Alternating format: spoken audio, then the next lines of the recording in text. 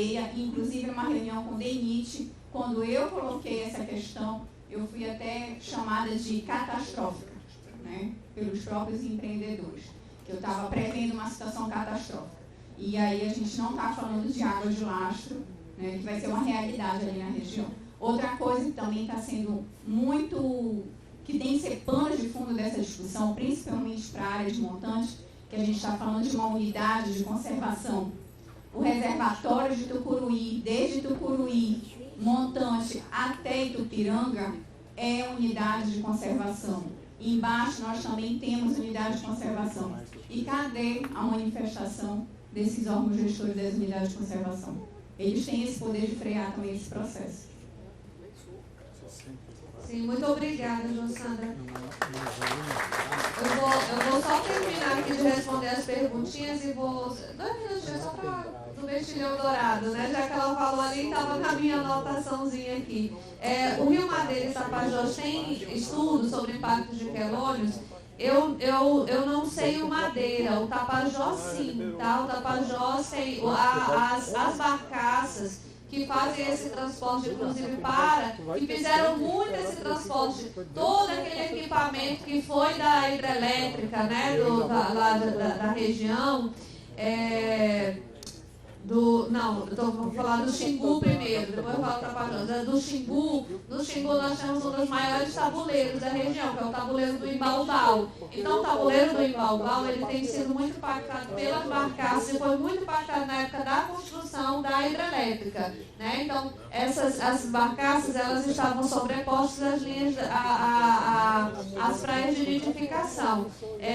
Na época foi tema de Ministério Público, das secretarias lá, foi feito alguns traçados alternativos, né? Então teve isso sim. No Tapajós tem alguns estudos sobre quelônios no Madeira, não é que não tem, é que eu não tenho leitura, e é diferente, né? A gente às vezes não consegue ler tudo de tudo, né? Mas tem sim alguns estudos sobre o Tapajós e sobre o Xingu. Deixa eu ver aqui. Sim, tem que ver esses acordos de pesca, viu, que foi lá de Cametá. Acho que dá para fazer, inclusive, um mapinha como esse que a gente fez de sobreposição. Como vocês já sabem dessas áreas de pesca, tentem construir com alguém um mapa de vocês das áreas de pesca. Já deve ter, acho que eu já vi um mapa de áreas de pesca da região de Cametá. Aí me peço, eu passo a shape da linha da hidrovia, vocês já se adiantam logo, façam um mapa de vocês, levem os mapas de vocês para tudo quanto é lugar, para denunciar, né, o quanto que essa obra ela pode impactar aí na região de vocês. Eu acho que de perguntas era isso, os outros foram mais comentários. E aí, doutor, gostaria de falar assim, nós temos sobre o mexilhão dourado, que é o Melanosperma fortuna. Eu já consegui, infelizmente, né, identifiquei que realmente é ele. Já era uma preocupação, antes de trabalhar com pesques, de trabalhar com quelônios, na verdade a gente vai trabalhando com um monte de coisa, né? Mas lá na minha graduação eu trabalhei com molusco, que é esses mexilhãozinhos, né? Eu trabalhei com uma espécie invasora, que o nome dela é Corbicula flumínea. No meu trabalho, a gente conseguiu identificar que o Corbicula flumínea é um verdinho, que abre assim, vocês devem conhecer, já está totalmente alastrado. Mas a gente conseguiu identificar que ele chegou lá nas praias de Marabá, com aquele primeiro experimento de barcaça que teve, que as barcaças saíram de Barcarena, aí colocavam num caminhão, atravessavam o Curuí e ia de novo lá para dentro do lago.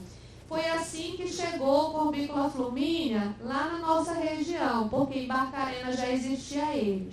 Em Barcarena já existe o mexilhão dourado. Em 2010 foi feita uma prospecção, não foi encontrado mexilhão dourado no lago, né? Eu participei dessa pesquisa, só que foi encontrado larva. Então eu já falava assim, uma hora esse negócio estoura, essas larvas não morreram, né? E esse ano, como a água baixou muito, né? Está baixando muito, qual foi a minha triste surpresa quando eu fui navegar agora, né? Que as águas baixaram. as colônias de mexilhão dourado estão imensas. Então, ou seja, a gente tem 2 espécies invasoras na bacia que são altamente agressivas para as espécies locais, né? Esse mexilhão dourado, se vocês vão... Como é que a gente identifica, professor? Ele fica grudadinho um no outro, como se ele tivesse uma cola. Tudo quanto é pedra, pau, barco, capim, tudo ele sabe. Qual é o risco dele? Aí ele tem um risco eminente para a aquicultura. Ele compete por oxigênio. Ele é terrível. Ele não só compete por espaço, ele compete por alimentação, mas ele sequestra o oxigênio do corpo d'água. Então, se ele tem muito, e a tendência dele sempre é aumentar mais, a mortandade de peixe vai ser grande. Para o caso de tanque-rede, ele vai invadir toda a estrutura do tanque-rede, toda, né? Toda a estrutura do tanque-rede. E no caso da hidrelétrica, a gente vai ter apagão. Provavelmente daqui mais uns 5 anos, a gente vai ter apagão. Por quê, professora? Porque a hidrelétrica tem que desligar tudo para poder fazer a retirada. Não tem, até agora não tem assim, uma outra alternativa. Ou eles vão usar um veneno super poderoso e impactante que vai impactar as regiões do baixo, né? Só que com a hidrovia, ela vai se distribuir com muito mais agressividade. É triste trazer notícias ruins, mas é a nossa função trazê-las, né? Também. Então é isso, gente. Obrigada.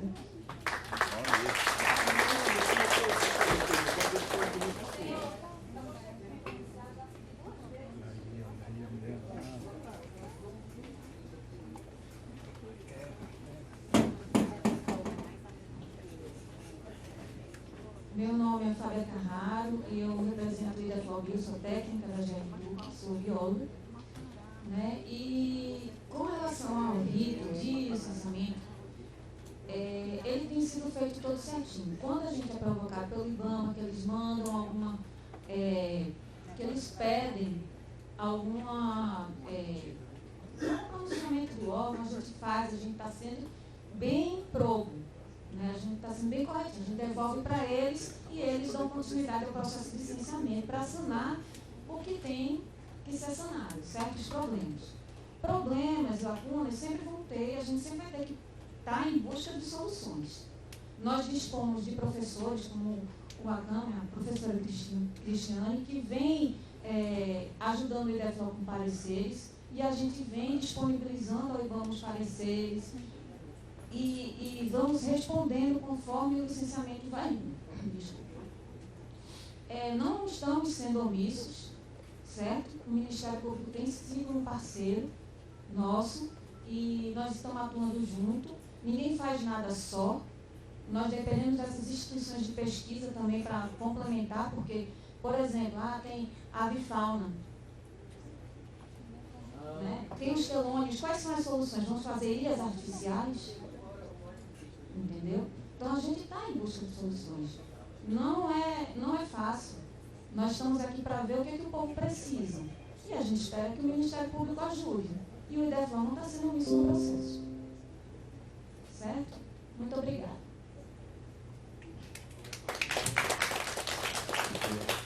A sua função no IDEFOB, só para a gente registrar. A sua função no IDEFOB, biólogo. Obrigado. Bom, então, mais uma vez, obrigado, professora Cristiane, pelos esclarecimentos, pela fala tão rica de dados e informações que nos trouxe.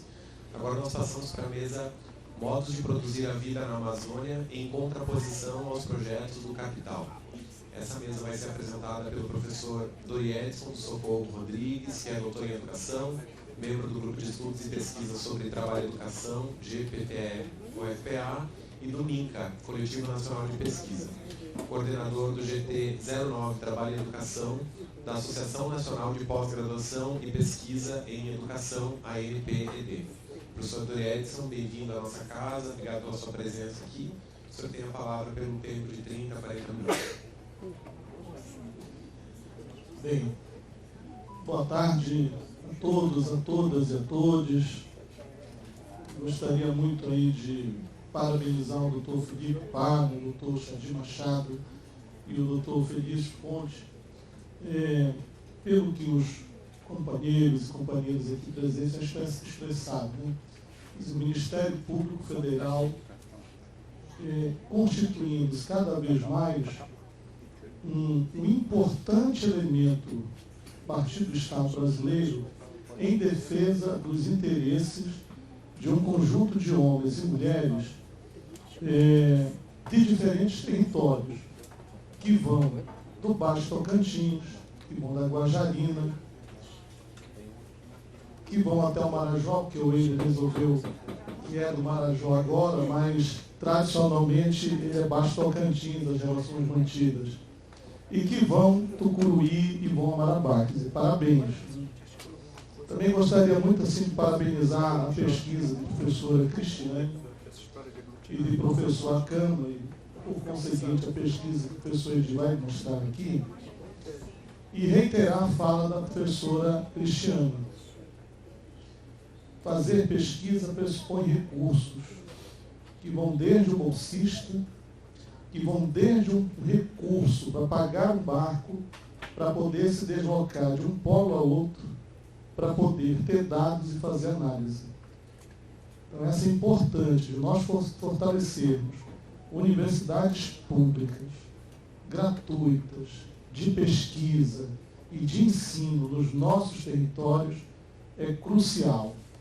Mas, acima de tudo, uma universidade popular, uma universidade envolvida com os movimentos sociais, como prova o trabalho de Cristiane, professora Cristiane, professor Acama, de professor Edi, e me incluo nesse contexto.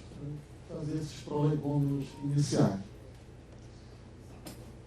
Em que consistem as pesquisas que eu desenvolvo? Eu sou da área da educação. Escrevi aqui um trabalho, está publicado, que é Tecnologias de Produção da Vida, Saberes do Trabalho da Pesca em Comunidades Ribeirinhas. Então, a gente é um pesquisador que estuda os modos de produzir a vida de homens e mulheres trabalhadoras em diferentes territórios. É claro que não dá para fazer pesquisa em todo lugar, então o território das nossas pesquisas é o Baixo Tocantins. Baião, Moncajuba, Cametá, Oeiras, Limoeiro, Igarapé-Miri. E nós estudamos esses modos de produzir a vida nesses territórios para pensar processos formativos integradores. Nós pesquisamos esses modos de produzir e pensar processos formativos. Daí que eu posso dizer que um dos impactos terríveis da construção, da implementação da hidrovia Araguaia-Tocantins, a exemplo da hidrelétrica de Tucuruí, a exemplo de Xingu, a exemplo de Rio Madeira, vou já dizer por quê, é o impacto nos processos formativos de homens e mulheres que vivem esses territórios. Isto não é um elemento considerado nessas análises, não raro. Mas o que eu estou dizendo aos senhores e às senhoras é que essa hidrovia impacta terrivelmente nos processos formativos de homens e mulheres numa perspectiva integradora. E eu vou já dizer isso. O que significa isso? Né? Primeiro, então, é preciso entender o que são modos de produzir a vida. Existem vários. Existe um modo de produzir a vida que é do interesse desse modo de organizar a vida que nós chamamos de capital. O capital é um modo de organizar a vida. Né? Eu estava ontem num lançamento de uma feira literária e havia um moço do meu lado que ele dizia que ele não entendia por que é que comunidades quilombolas deveriam ter muita terra. Deveria ter pouca terra, porque eles não fazem nada, dizia ele, não eu. Ora, o que é que move um sujeito desse a pensar dessa maneira?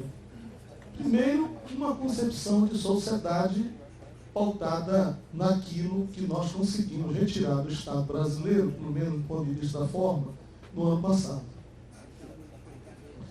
Mas é uma concepção de existência, desse modo de organizar a vida, que acredita que você pode viver em 6 por 12. Que 6 por 12 é suficiente para você viver.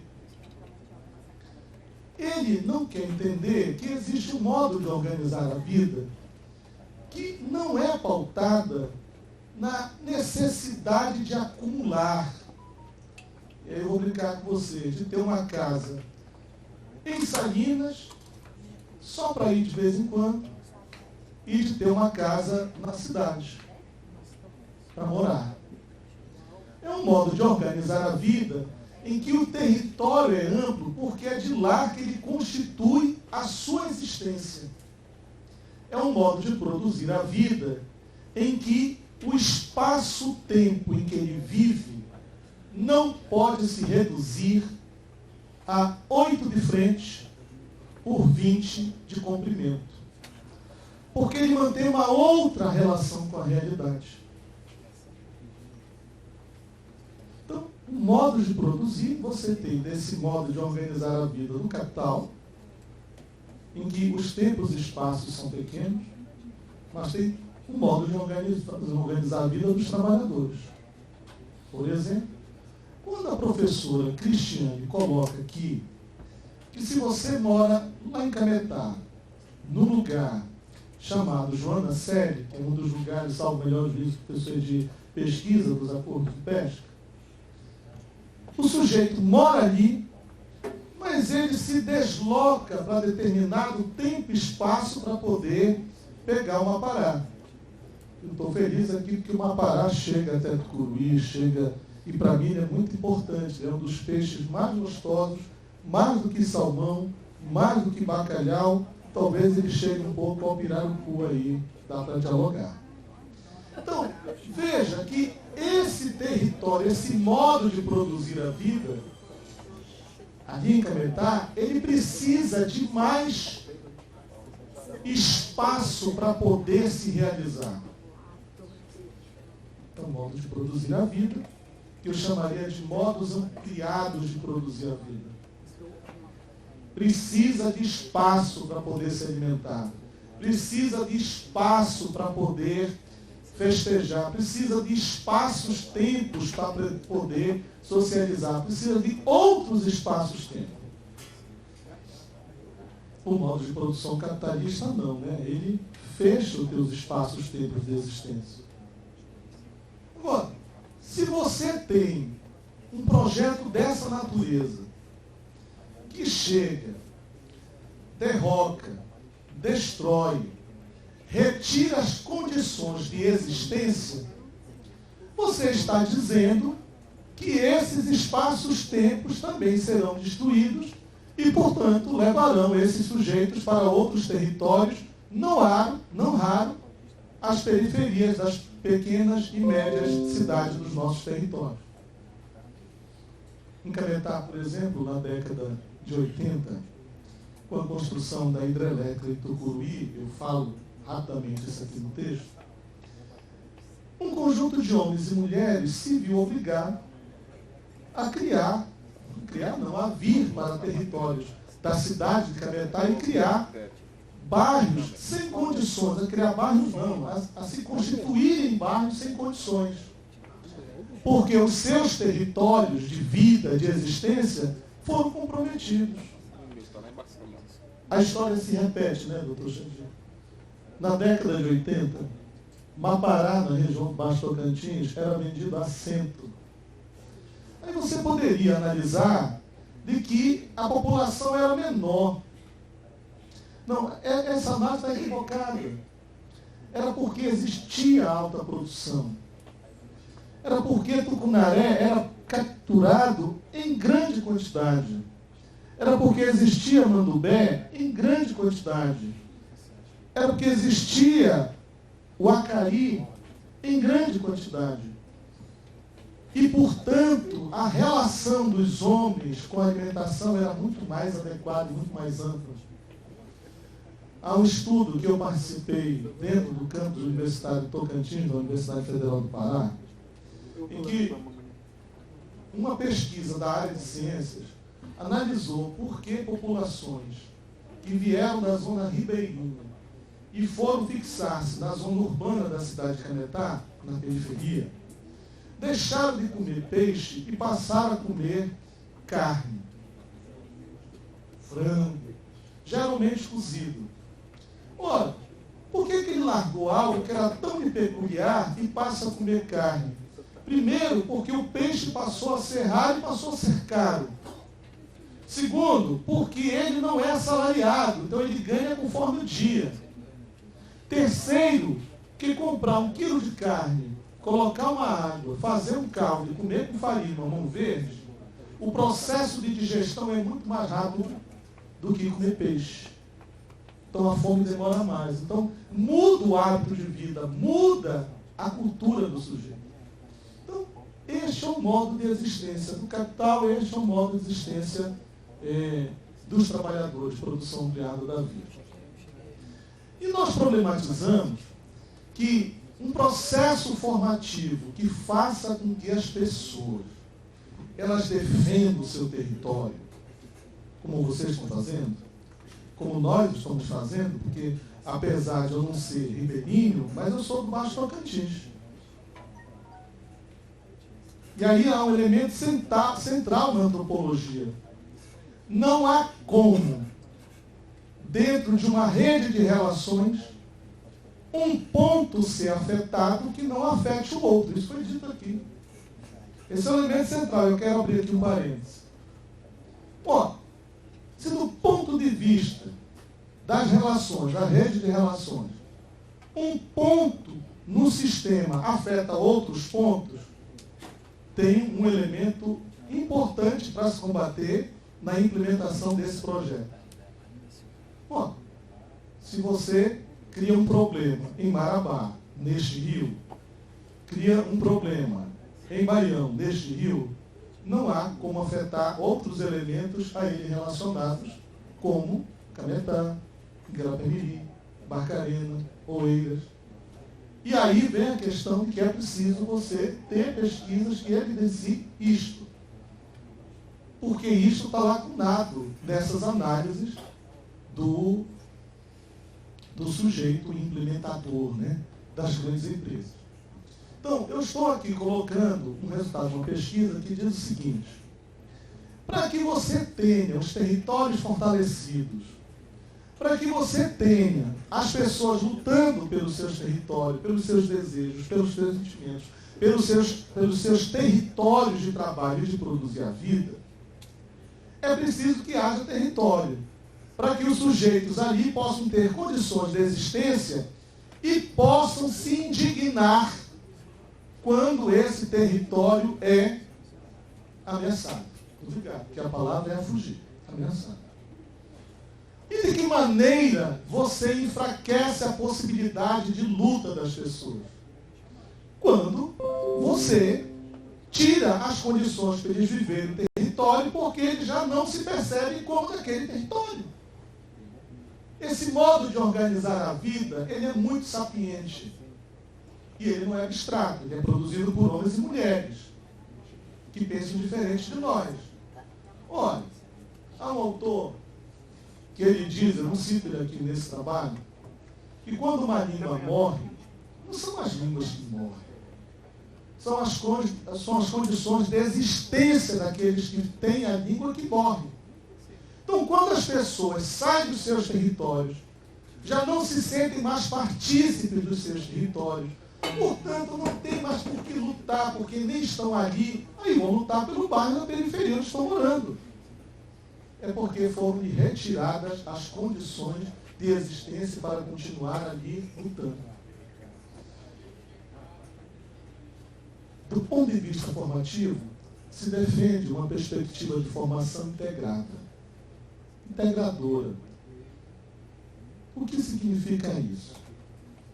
Que você precisa fazer com que homens e mulheres de diferentes territórios vindo de Marabá para cá, de cá para lá, possam ter acesso ao que se produz na ciência, ao que se produz na academia, como diz a professora Cristiane, e com que eu concordo, mas que possam também integrar isso com sua realidade, com o seu cotidiano. Ora, para que possa integrar com o seu cotidiano, com sua realidade, ele precisa experienciar a sua realidade, o seu cotidiano. Do contrário, ele só vai ter experiências experienciadas, ele não terá experiências vividas. Ele terá suas experiências percebidas.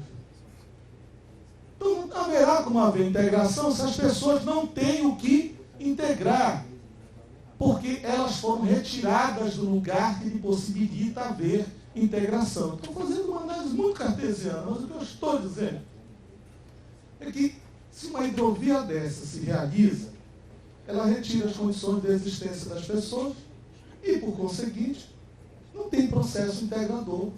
E, por conseguinte, você cria as condições para que esse modo de produzir a vida, ele continue cada vez mais existindo. Então, ele afeta os processos formativos de povos e comunidades tradicionais que não têm só a pesca no seu modo de produzir. Todos vocês sabem aqui que pescador não é só pescador. É agricultor,